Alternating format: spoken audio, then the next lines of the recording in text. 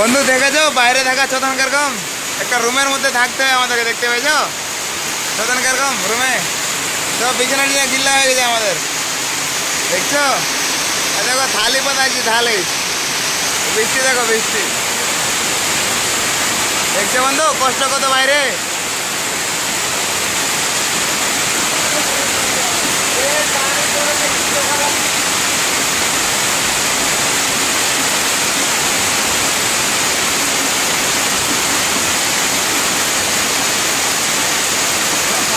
বাইরে থাকলে দম লাগবে বন্ধু, দম এরকম হবে না বন্ধু, কলিজা লাগবে বাইরে থাকলে। রাত 12টা 1টা 2টা অব্দি বসে থাকতে হবে এখন, জানো? দেখো আমাদের অবস্থাকে দেখো, দেখছো আমাদের অবস্থা,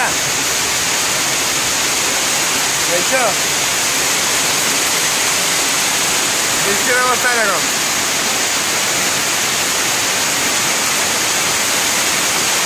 বাইরে থাকা কত চোদন বন্ধু, দেখছো?